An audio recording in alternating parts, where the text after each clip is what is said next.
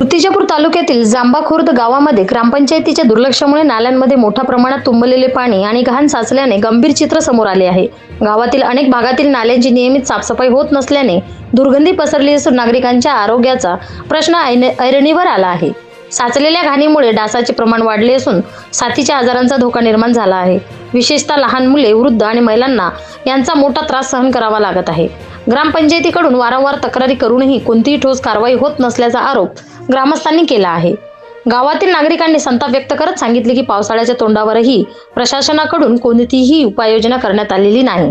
त्यामुळे नाल्यातील घाण रस्त्यावर येत असून परिसर अस्वच्छ झाला आहे। यामुळे नागरिकांमध्ये तीव्र नाराजीचे वातावरण निर्माण झाले आहे। दरम्यान संबंधित प्रशासनाने तात्काळ दखल घेऊन नाल्याची साफसफाई करावी व गावातील स्वच्छतेची योग्य व्यवस्था करावी अशी मागणी ग्रामस्थांकडून करण्यात येत आहे। प्रतिनिधी श्याम वाळस्कर, महाराष्ट्र न्यूज 1, मूर्तिजापूर। काय नेमके समस्या हे आहे की बा मच्छर लागीन तिथं मच्छर होऊन राहिले, बिमाऱ्या वाढून राहिल्या आणि नालीचं पाणी आमच्या घरात घुसून राहिलं आणि आमची अजून नाली आमच्या बंद, मागची जी नाली आहे ती नाली बंद करून टाकली। ग्रामपंचायतला याची तक्रार नाही दिली? ग्रामपंचायतला तक्रार काय देता, राजीनामा देतो म्हणते सरपंच, मग काय करता, तक्रार देऊन काय करू? मग काय नाव काय आहे? स्वाती केशवराव पेटकर।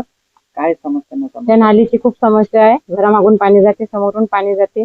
माणसाला मजुरी करते मी, दरवर्षी कुठून लावायचे 50,000 ते पाणी काढून द्यावी। ग्रामपंचायत काही आम्ही मागं हे बी सांगितलं होतं त्यांना जाऊन, पण नेहमी म्हणते ते करतो म्हणून काय करू राहिले। हे नाली म्हटलं घरात पाणी जाते, आता बांधलं म्हणून हे इकडं तरी नाही येत, नाही तर पहिले पायरीशी पाणी होत असतं। कुठून लावायचे 50,000? ह्याच्यामुळे होत नाही का डेंगू मच्छर? ह्याची समस्या आहे। पूर्ण पाणी हे कुठं तरी काढून द्या, एवढी समस्या आहे आमची ह्या नालीची, बाकी काही नाही सर।